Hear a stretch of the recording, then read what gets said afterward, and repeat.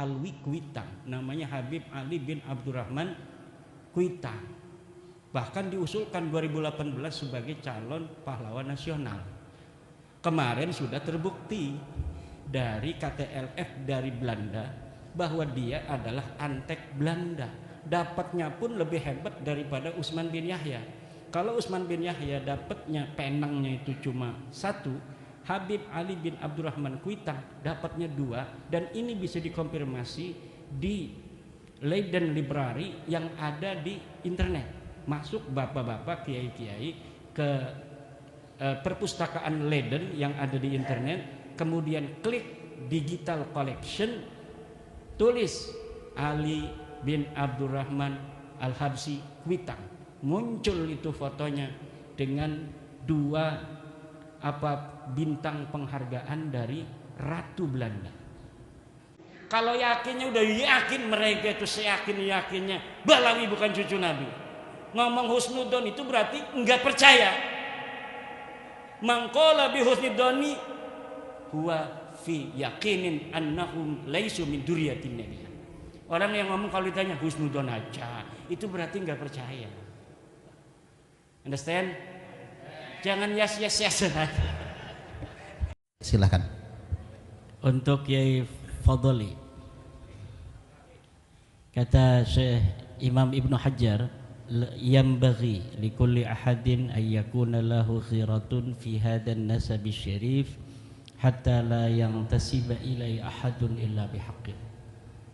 Wajib bagi kita untuk memiliki sebuah kepedulian, kecemburuan terhadap nasabnya baginda Nabi Muhammad sallallahu alaihi wasallam, sehingga tidak bernisbah kepada Nabi seseorang kecuali dengan benar. Ada orang yang mengaku turunan Nabi, bagaimana sikap kita? Jangan langsung hormatin. Bahkan ada yang haram untuk kita menerimanya, sama dengan kedudukannya dengan hadis palsu. Hadis itu tidak boleh seorang khotib di dalam mimbar Jumat membawa hadis palsu kecuali dengan menjelaskan kepalsuannya. Begitu pula dengan nasab palsu. Kita tidak boleh mengatakan Habib ini dzurriyyat Nabi, kata orang, tidak boleh. Tapi Habib ini dzurriyyat Nabi tapi palsu, begitu. Harus menyebutkan kepalsuannya itu. Begitu kita meneliti nasab-nasab yang mengaku kepada Nabi, apa hukumnya? Sama dengan meneliti orang-orang peneliti tentang hadis Nabi. Imam Bukhari, kenapa Imam Bukhari itu meneliti hadis Nabi? Karena hadis Nabi banyak yang memalsukan. Ada kepentingan madhab, ada kepentingan daerah, ada kan hadis-hadis tentang fadilah Syam. Nah, orang-orang Najd pengen juga ada hadisnya, bikin hadis palsu. Orang-orang dari daerah Maroko bikin juga, orang dari Banten, afdolun nasi fi Nusantara Banteniyun. Nah, bisa aja, tapi diverifikasi apa betul ini Nabi dulu pernah mengatakan demikian. Bagaimana caranya? Untuk meneliti hadis kita menggunakan cara verifikasi hadis. Adakah ittisalus sanad baina rawin wa rawin? Kemudian ma'qul apa tidak? Mukhalifun lil Quran apa tidak? Mukhalifun lil ijma apa tidak? Kalau mukhalifun lil qiyas fihi khilaf. Tapi mukhalifun lil Quran dari sisi matanya itu jelas hadis itu merupakan ciri-ciri wadah, ciri-ciri palsu. Begitu pula dengan orang yang mengaku turunan Nabi. Lah, orang mengaku turunan Nabi, ane cucu Nabi, ane mau haul abah, ane butuh sapi 3. Udah, kiai 1 supaya barokah pondoknya banyak santrinya. Kenapa sih sehari ini kiai-kiai itu masih ada yang menganggap dirinya banyak santrinya karena barokah itu? Karena mereka mengungkapkan keberkahan itu. Jadi ketika masuk ke dalam pikirannya kiai itu, yang sering ngomongin keberkahan itu adalah para kabib-kabib yang dawir ini. Jangan-jangan memang saya berkahnya dari dia. Padahal keberkahan dia karena daripada doa gurunya, doa orang tuanya, doa masyarakatnya, doa muridnya. Itu seakan-akan dilupakan semua. Karena ibunya hanya mendoakan, tapi dia tidak pernah mengatakan ibu selalu mendoakan engkau supaya barokah. Tidak. Gurunya juga begitu. Tetapi si Khabib ini selalu mendemonstrasikan seakan-akan mereka lah orang yang paling berjasa bagi kita. Dan itu bukan hanya untuk level pondok pesantren, bahkan level Indonesia, level hari proklamasi, katanya itu berkah daripada Habib Alwi Kuitang, namanya Habib Ali bin Abdurrahman Kuitang, bahkan diusulkan 2018 sebagai calon pahlawan nasional. Kemarin sudah terbukti dari KTLF dari Belanda bahwa dia adalah antek Belanda. Dapatnya pun lebih hebat daripada Utsman bin Yahya. Kalau Utsman bin Yahya dapatnya penangnya itu cuma 1, Habib Ali bin Abdurrahman Kuitang dapatnya 2, dan ini bisa dikonfirmasi di Leiden Library yang ada di internet. Masuk bapak-bapak, kiai-kiai ke perpustakaan Leiden yang ada di internet, kemudian klik digital collection, tulis Ali bin Abdurrahman Al-Habsyi Kuitang, muncul itu fotonya dengan 2 bintang penghargaan dari Ratu Belanda. Itu 2018 mereka ingin sudah bahwa dari mereka ada yang jadi pahlawan nasional. Ditolak sama Departemen Sosial, Kementerian Sosial. Seorang Balawi lagi dari Kalimantan, dia usulkan hampir aja 2021-2022 itu akan diangkat. Akhirnya turun para sejarawan, Profesor Anhar Gonggong. Ini bukan pejuang. Sultan siapa namanya itu? Sultan Hamid. Ini adalah pengkhianat bangsa Indonesia. Itu sudah mau diangkat jadi pahlawan nasional. Karena apa?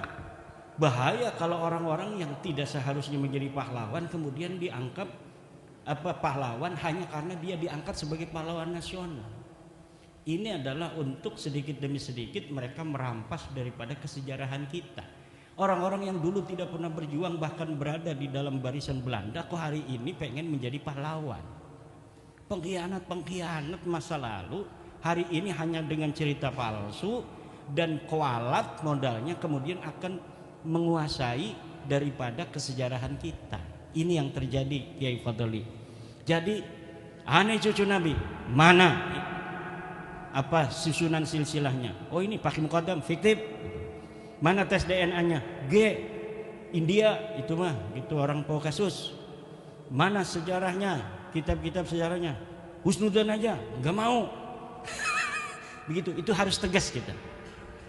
Kemudian untuk Kiai Les Bumi.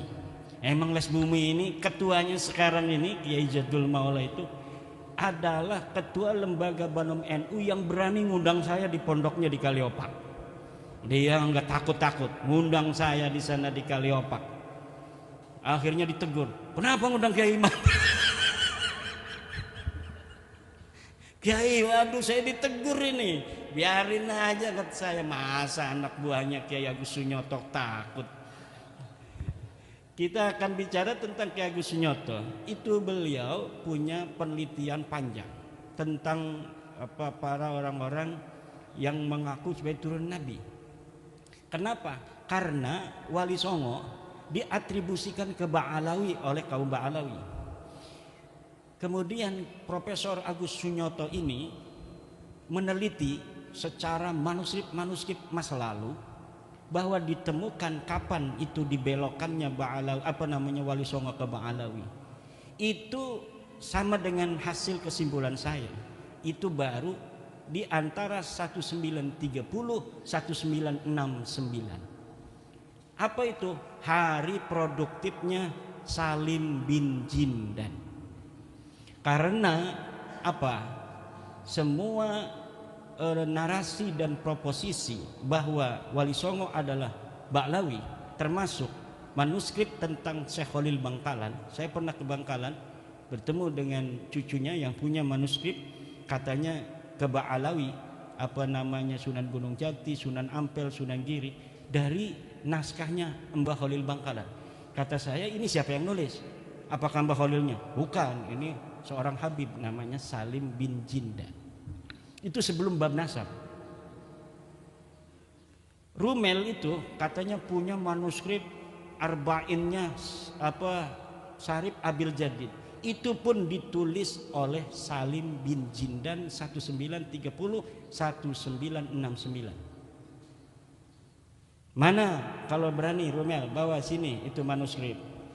Manuskripnya kan sudah ada itu di blog santri itu punya PBNU dulu. Bukan di blog, di web Desantri apa namanya itu. Bahwa Salim bin Jindan punya sebuah kitab hadis yang dipoto oleh wartawan dari PBNU, kemudian ditaruh di internet, kita bisa akses sampai sekarang. Saya bandingkan dari sisi penelitian teks dan tekstualitas, bahwa tulisannya itu sama dengan tulisan Salim bin Jindan, manuskrip yang dibawa oleh Rumel di Rabita Alawiyah ketika debatan itu. Saya screenshot, saya bandingkan, identik bahwa ini adalah tulisan Salim bin Jindan. Siapa Salim bin Jindan? Salim bin Jindan telah diteliti oleh para pakar-pakar dari Ba'alawi sendiri. Aiman Al-Habsi, Muhammad Al-Habsi menyimpulkan bahwa Salim bin Jindan orang yang mempunyai penyakit melankolia, yaitu orang yang selalu membayangkan sesuatu terjadi dari ruang hampa, kemudian dia yakini sebagai sebuah kebenaran, kemudian dia catat. Jadi karena ada yang mengatakan di abad 9, yaitu Ali Asakron, bahwa Syarif Abul Jadid yang seorang muhaddis ini adalah sepupu daripada leluhur mereka, maka mereka kemudian membuat sebuah kitab yang riwayat sanad hadisnya itu seakan-akan misalnya Alwi menerima sanad dari Syarif Abul Jadid. Padahal Alwi ini tokoh fiktif, Syarif Abul Jadid ini adalah tokoh historis yang ditulis oleh para sejarawan. Tapi Salim bin Jindan membuat 40 hadis yang riwayat-riwayatnya itu memasukkan di situ nama-nama tokoh-tokoh fiktif dari Ba'alawi ini. Dan itu sudah diteliti oleh orang Ba'alawi sendiri. Karena dari tokoh Ba'alawi juga kan ada sejarawan. Walaupun mereka juga, saya sudah dapat menyimpulkan tukang bohong juga. Mereka tukang bohong juga. Tapi kalau ada saingannya berbohong, mereka juga nggak mau. Mereka membongkar, itu bohong katanya. Kenapa? Mereka nggak mau dikalahkan bohongnya kan. Nah itu sudah jelas bahwa penelitian Kiai Agus Sunyoto almarhum itu sudah menurut saya tinggal disempurnakan. Beliau memang ada riwayat Wali Songo ke Balawi. Selain itu ada riwayat Wali Songo ke Musa Al-Khatib. Kenapa sampai banyak begitu? Karena Wali Songo ini seksi. Wali Songo ini seksi, banyak orang yang mau mengatribusikan dirinya pada kesejarahan Wali Songo. Untuk apa? Keunggulan klan, keunggulan daerah dan lain sebagainya.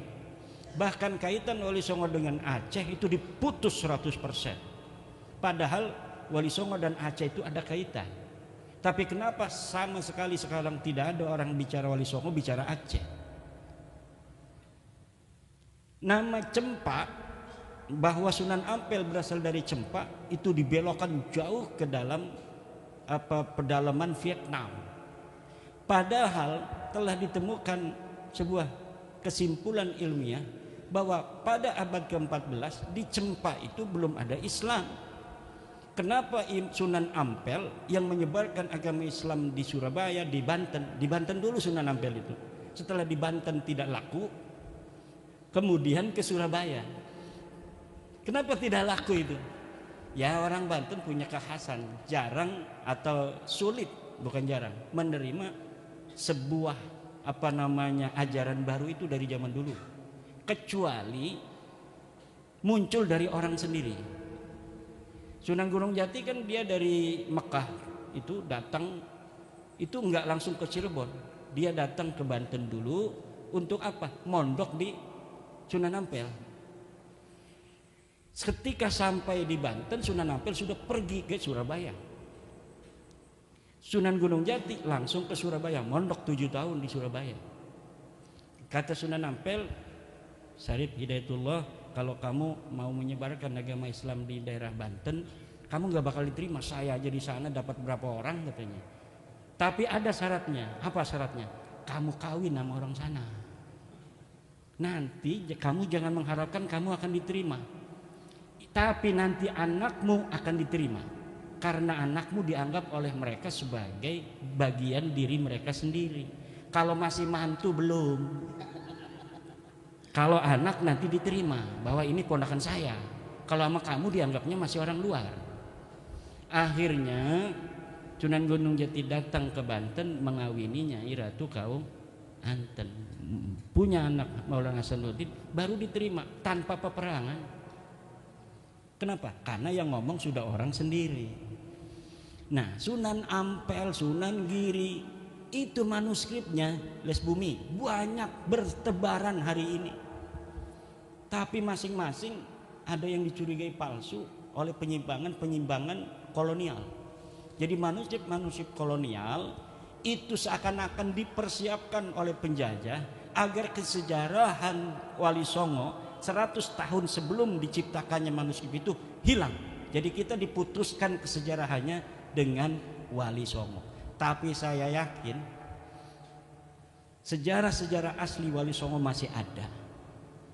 Wali Songo masih ada sejarahnya. Tidak mungkin semuanya bisa dihancurkan.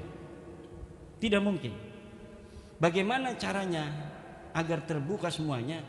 Apa yang telah diawali oleh Profesor Agus Sunyoto itu kita lanjutkan lagi. Les Buminya jangan takut. Yang bicara DNA pertama kali siapa?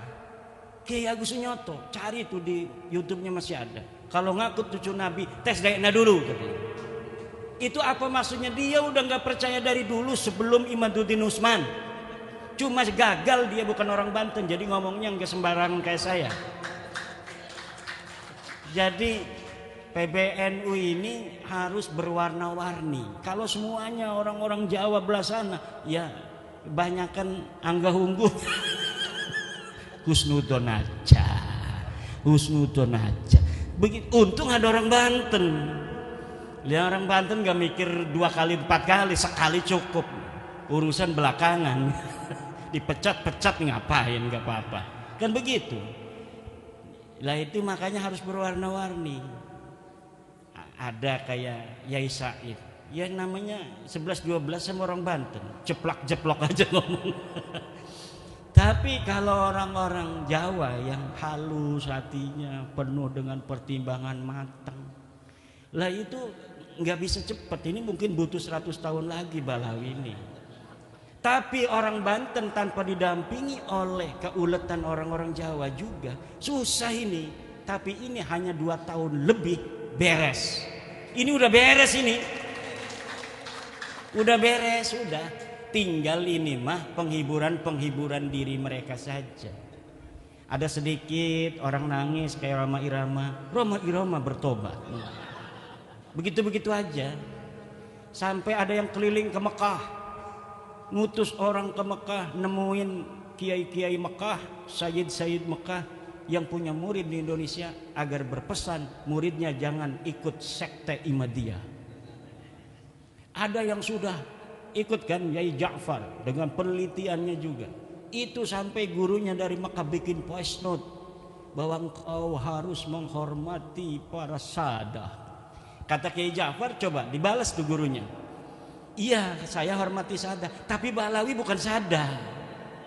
Ngelawan dia sama gurunya juga. Kenapa itu? Karena dalam tradisi kita nanti sama Kiai Rohani ya, ini akan ada ketersambungan dengan pertanyaan Yai Rohani, bahwa kalaulah seorang murid yang berbeda dengan gurunya harus kualat, maka Imam Syafi'i orang yang pertama kualat kepada Imam Malik. Imam Ahmad bin Hambal orang yang pertama kualat kepada Imam Syafi'i. Abu Hasan Asy'ari orang yang pertama kualat kepada Ali Al-Jubai. Gurunya Mu'tazilah kok muridnya Abu Hasan Al-Asy'ari jadi ahli sunnah wal jamaah, merontohkan seluruh proposisi gurunya. Hasan Al-Basri punya murid gagah perkasa namanya Wasil bin Atta. Dia harusnya kewahalat Wasil bin Atta, tapi tidak, dia ulama besar dari golongan Mu'tazilah. Dia punya guru juga Muhammad Al-Hanafiyah, anaknya Sayyidina Ali, ini Wasil bin Atta. Jadi dari zaman dulu murid dan guru berbeda, itu gurunya harus bangga. Kata Imam Ahmad bin Hanbal, ta'allam kama ta'allamna, belajarlah seperti kami belajar. La tuqallidni wala tuqallid Malikan wala Syafi'iyan wala Sufyan As-Tsauri. Jangan ikuti aku, jangan ikuti Malik, jangan ikuti Imam Syafi'i, tetapi ta'allam kama ta'allamna, belajarlah seperti kami belajar sehingga kami menemukan kebenaran yang kami yakini. Kita tidak perlu menyelesaikan masalah ini hanya dengan tepuk tangan. Ini murid-muridnya Ki Hasyim Mujadi semua. Ki Hasyim Mujadi itu begitu kalau ceramah. Kemudian dari siapa? Pelamunan, Yai Khalil. Yai Khalil Pelamunan. Ini beliau mondok kepada pesantren Pelamunan. Saya mondok pada Kiai Hasuri bin Thohir. Nah, ini menantu Yai Thohir Pelamunan. Jadi namanya bapak beliau Thohir, mertuanya Thohir, punya pesantren At-Thohiriyah. Iya, kan beliau itu waktu saya di sana wasiat karena udah kena stroke, Imad kalau abah wafat nanti tolong dimakamkan dekat makamnya Abah Thohir. Pengen dekat dengan mertua. Kalau nggak boleh di pagernya, kalau nggak boleh juga di luar pagar. Kalau nggak boleh juga baru di pondok ini. Akhirnya dimakamnya di pondok tanpa meminta ke sana karena anak-anaknya pengen juga dekat dengan abah. Nah, itu dulu Yai Thohir Pelamunan mondok kepada Yai Husain Cerita, kepada Yai Tubagus Abdul Halim, mantan Bupati Serang.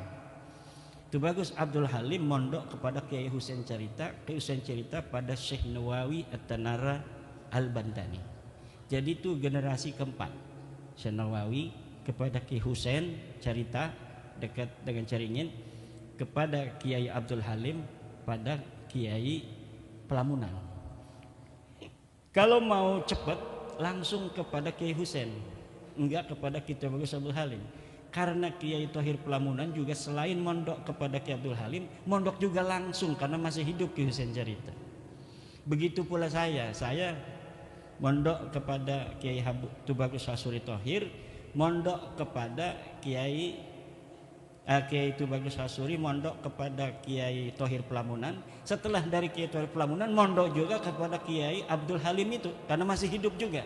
Tetapi guru saya selalu mencatat Kiai Thohir, walaupun as-sanadul ali bisa untuk meninggalkan yang Kiai Thohir, tapi karena apa? Karena lil barakah wat tabarruk, maka walaupun as-sanadul adna yang lebih panjang itu yang diambil oleh guru saya. Untuk apa? Agar nama-nama guru kita tidak hilang. Walaupun di dalam ilmu sanad itu kan ada as-sanadun ali, ada as-sanadud dani itu. Kalau lebih sedikit itu hebat. Kalau panjang itu nggak hebat, berarti kalah sanad. Kalah tua dia. Tetapi guru-guru kita itu milih yang panjang karena takut nama-nama gurunya hilang. Walaupun gurunya itu tidak sehebat dengan nama gurunya yang di atas. Itu akhlak juga. Disitulah baru al-ilmu fauqal adab. Bukan berarti adab segala-galanya mengalahkan ilmu, husnudon di atas segala-galanya mengalahkan ilmu. Tak aya anu kitu. Tak aya. Kata hadis Nabi, ihtarisu apa Kiai? Ikhtarisu minan nasi bisu'idzan. Ini ada hadisun qalahu Rasulullah. Jaga dirimu jangan sampai kena belai dengan apa? Bisu'idzan. Dengan suudzon. Jadi kita menjaga diri kita agar tidak didolimi orang itu dengan suudzon, Bahkan Al-Quran mengatakan inna ba'da dhanni ismun. Sebagian daripada don begitu itu dosa besar. Udah jelas bukan cucu Nabi, husnudzon aja. Bos, dosa bos. Pokoknya udah ada barokahnya. Yang lain juga banyak barokah bos. Ini kita ngaji Sapina dulu. Kita juga ngaji Fathul Qorib bos. Enggak cuma Sapina bos. Ini husnudzon. Iya, orang-orang tua kita bagaimana katanya itu masih husnudzon. Iya, kita jawab tadi, berani nggak jawab sama ketum begitu? Dari MWC datang kan hari Rebo ke PBNU. Assalamualaikum ketum. Inna ba'dad dhanni ismun. Ikhtarisu minan nasi bisu'idz dzan. La ibrata bidzannil bayni khata'uhu. Assalamualaikum. Udah begitu. Paling besok dapat dipecat. Ini jangan-jangan ketua Les Bumi dipecat besok. Berani nggak dipecat?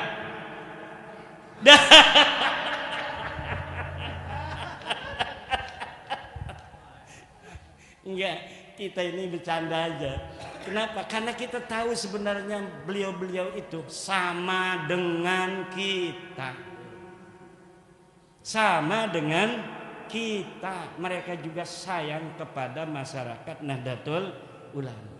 Tetapi ada pikiran-pikiran orang tua kita yang pikirannya lebih bijaksana daripada kita. Understand? Tadi tuh Kiai Fadoli itu terkaitnya.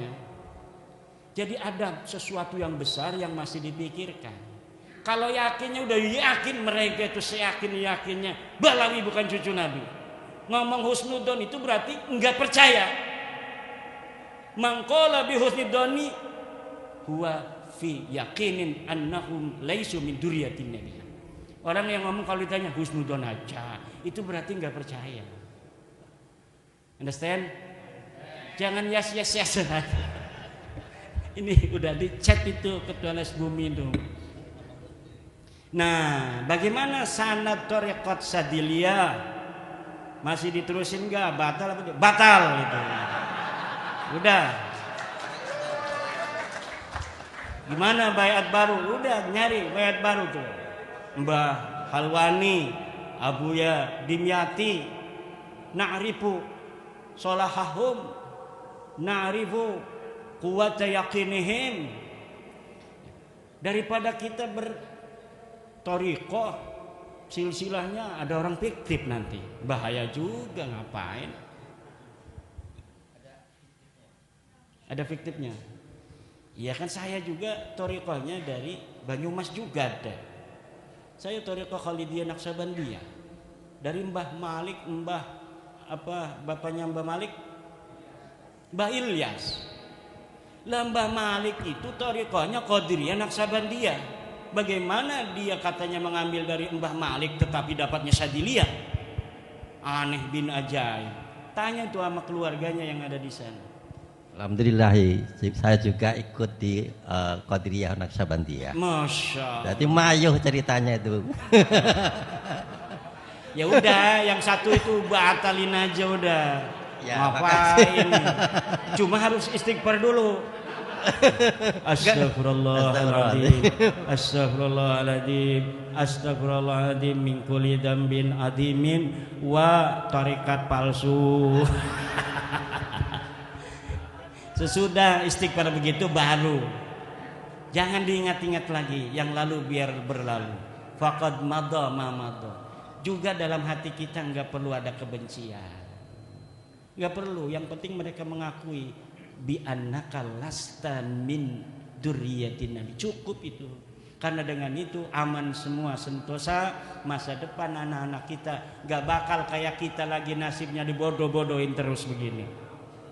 Saya itu membayangkan kalau misalnya kita ini tidak teguh hari ini, maka 100-200 tahun lagi anak cucu kita seperti kita dan kakek-kakek kita lagi.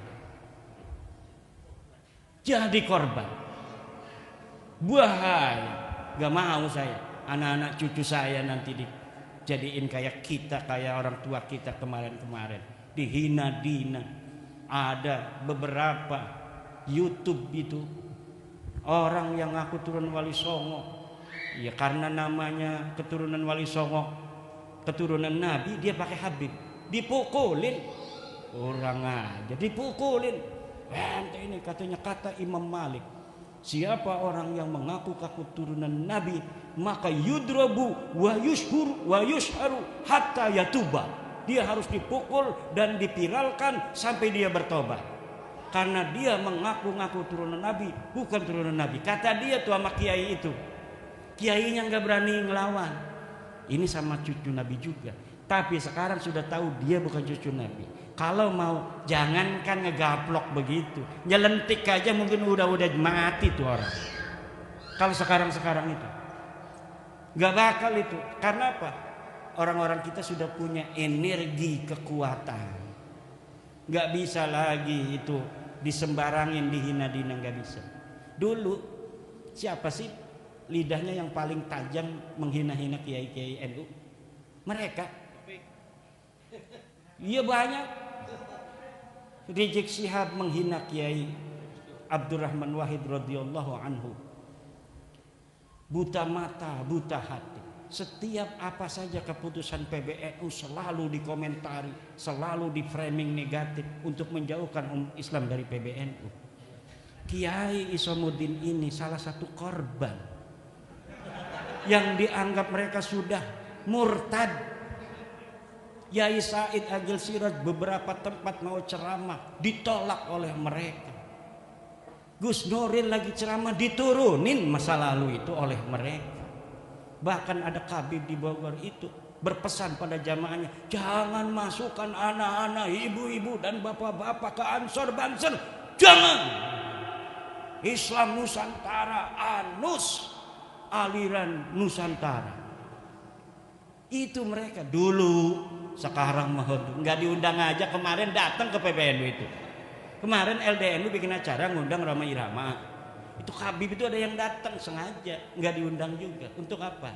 Supaya nempel bernaung di gedung PBNU. Framing, kebetulan ada Mukibin di PBNU-nya. Ini yang selalu ngasih informasi. Ada acara, ada Rhoma Irama, nanti supaya kelihatan duduk bareng. Ini ada Kiai Anu, nanti supaya kelihatan duduk bareng. Ini ketum mau datang, Habib suruh duduk supaya kelihatan bareng sama ketum yang husnudon itu. Nah ini dikerjain.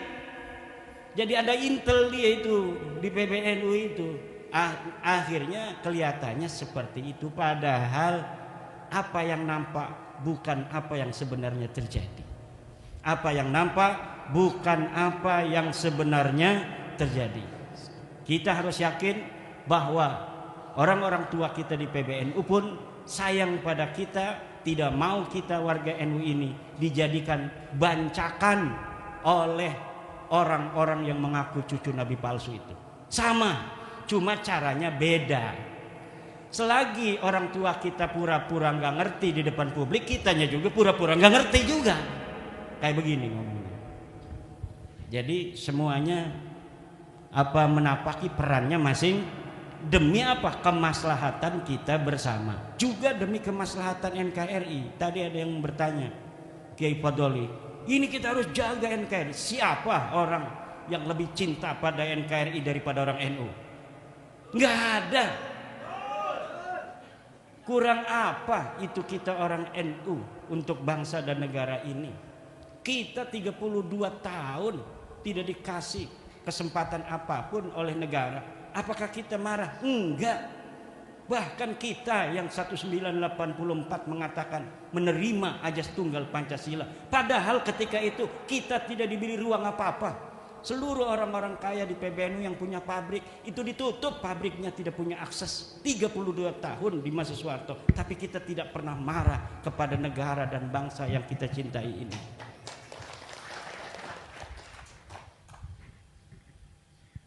Semua peran-peran sosial, peran ekonomi, semuanya dihapus oleh negara pada saat itu kepada kita PBNU. Kita nggak pernah marah, bahkan kita menguatkan negara. Karena apa? Negara ini adalah sebagai sebuah wasilah kita untuk menjaga kedamaian bangsa, menjaga kedamaian umat Islam yang ada di atas negara ini. Jadi bukan hanya kekuasaan cara berpolitiknya NU, tapi bukan hanya politik kekuasaan, tapi politik kebangsaan. Apa artinya politik kebangsaan? Kita melahirkan pikiran-pikiran politik bagaimana bangsa Indonesia ini bisa aman, tentram, bisa makan, bisa minum, hak-haknya tidak bisa diambil orang.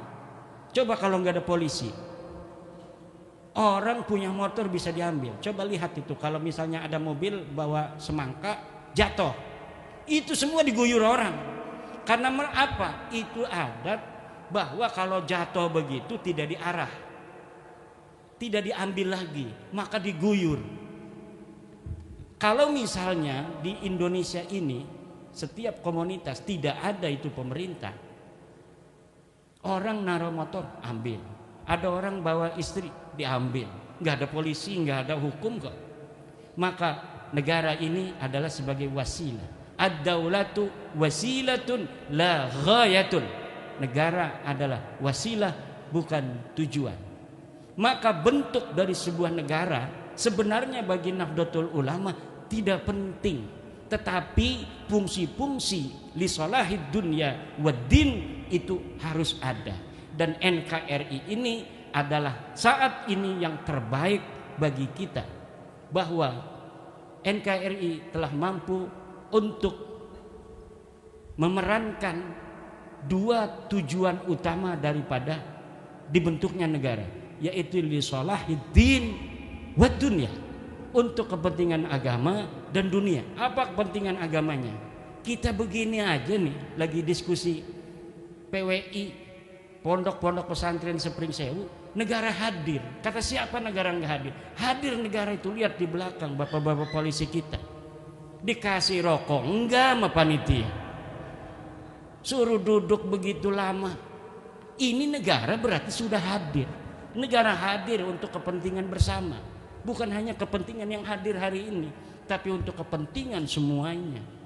Cara berpikir kita harus cara berpikir the founding father bangsa kita dan the founding father daripada Nahdlatul Ulama. Nah, kalau pemimpin negara kita mempunyai kesetiaan, itu kondisional. Tapi kecintaan dan kesetiaan kita pada negara ini bersifat final. Kalau kepada pimpinan negaranya kondisional. Kalau sesuai dengan kepentingan Nahdlatul Ulama, kepentingan bangsa secara umum, kita dukung. Kalau tidak sesuai dengan kepentingan bangsa secara umum dan lebih khusus kepentingan kita sebagai Nahdlatul Ulama, ya kita tidak dukung. Tetapi kita tidak mendukung hal-hal yang menjadi kebijakan yang tidak sesuai dengan kepentingan Nahdlatul Ulama, tidak menjadi sebab kita memusuhi negara. Tidak bisa. Orang yang hari ini berbeda politik misalnya dengan pemerintah, kemudian dengan itu dia ingin menunjukkan bahwa kalau tidak kerjasama politik dengan aku, kamu akan menjadi chaos, kemudian dia tega membuat chaos ini bangsa dan negara, maka dia sama sekali tidaklah berjalan di atas jalan daripada the founding father Nahdlatul Ulama. Karena kalau kita berjalan di atas the founding father Nahdlatul Ulama, yang menjadi titik sentral fokus kita adalah bangsa.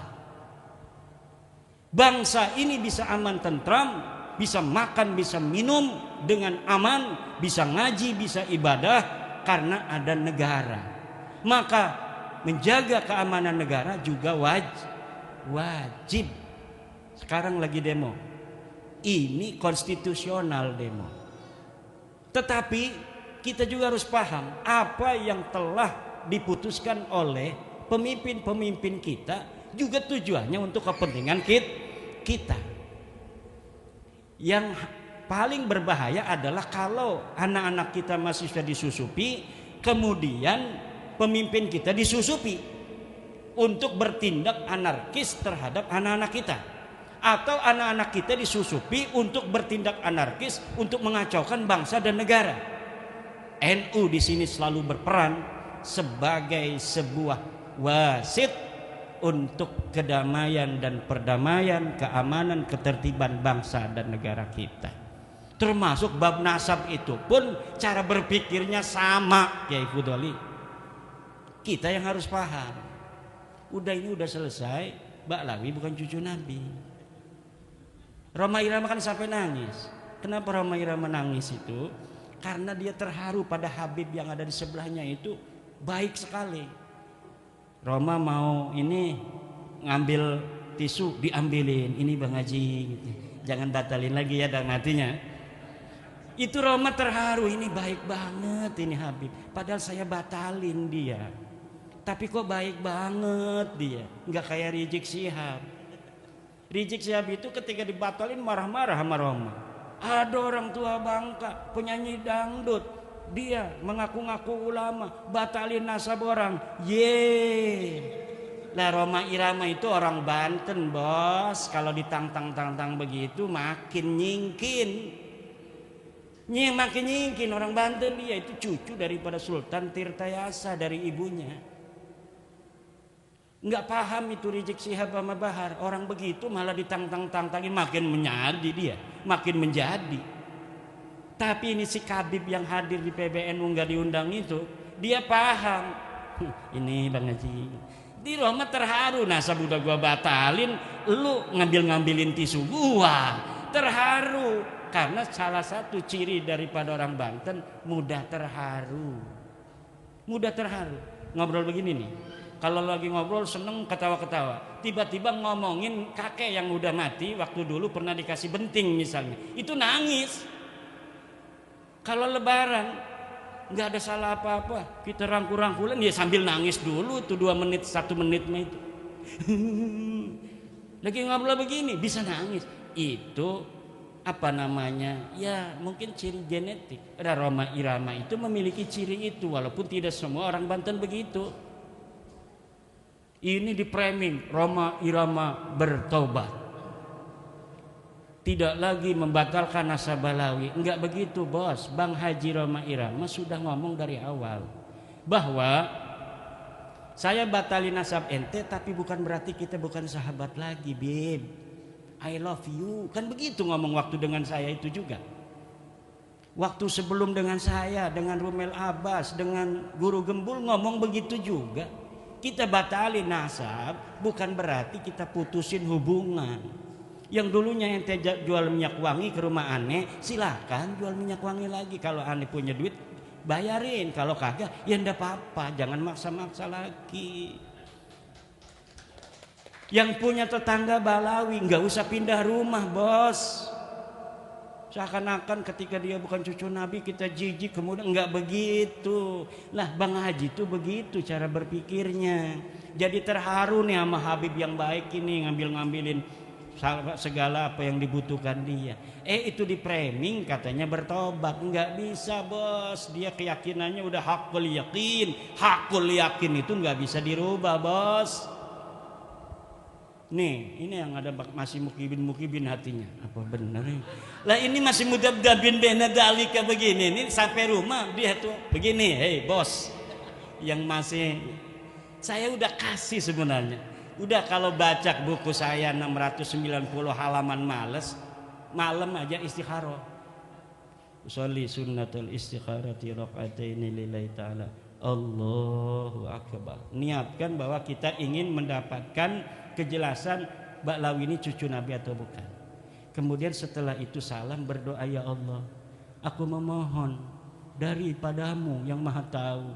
Saya bingung banget mengikuti diskusi di Pringsewu. Kiai Imad menerangkan dengan Kiai Isom. Hati saya tersayat, saya tidak terima bos. Ya Allah, katanya Ba'lawi bukan cucu Nabi, ya Allah. Saya bertanya sekarang kepadamu ya Allah yang maha tahu, yang maha rahman.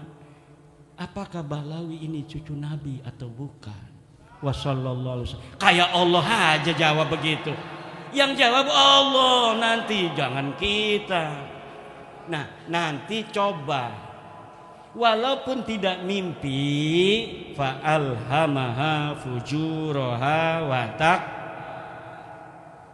Jadi kalau model-model kita kalau dikasih mimpi ketinggian derajat, paling-paling di dalam hatinya ini sudah mengkristal nanti sebuah keyakinan akan sesuatu. Dan saya yakin keyakinan itu adalah Ba'lawi bukan cucu baginda Nabi besar Muhammad sallallahu alaihi wasallam. Istikharah juga melahirkan keberanian karena kita menyandarkannya sudah kepada Allah Subhanahu wa taala. Kalau kita menyandarkan hanya kepada cara kita berpikir, belum kita menyandarnya pada Allah, kita takut salah. Jangan-jangan Kiai Imad ini salah. Udah istikharah saja wahai para kiai, jangan banyak-banyak. Cukup 2 rakaat saja berdoa yang sebenar-benarnya doa. Ya Allah, ya Rabbi, saya ngelihat Kiai Imad ini pengen ngegintes saja ya Allah. Saya ini sudah muhibbin, sudah berpuluh-puluh tahun akan diberantas oleh Kiai Imad, Kiai Parman di Lampung, ngeselin ya Allah. Mohon petunjuk darimu, apakah benar Ba'lawi ini cucu Nabi ataukah bukan? Ini bukan buat Kiai Saroni, Kiai siapa? Rohani. Tuh, yang di belakang ada mukibin. Jangan-jangan itu petugas kita dari Polri itu juga masih mukibin. Tolong istikharah Pak Polisi. Insya Allah hanya dengan 2 rakaat Allah akan beri jawaban. Ini sudah jam 1. Wallahu wal muwaffiqu ila aqwami thoriqin. Wassalamualaikum warahmatullahi wabarakatuh. Sudah lapar ya ibadnya. Nanti ngobrolnya sambil santai saja. Nah, mungkin sementara kita cukupkan dulu. Ya, Sungi. Dan saya kembalikan ke pembawa acara. Wallahul muwaffiq ila aqwamit thoriq. Assalamualaikum warahmatullahi wabarakatuh.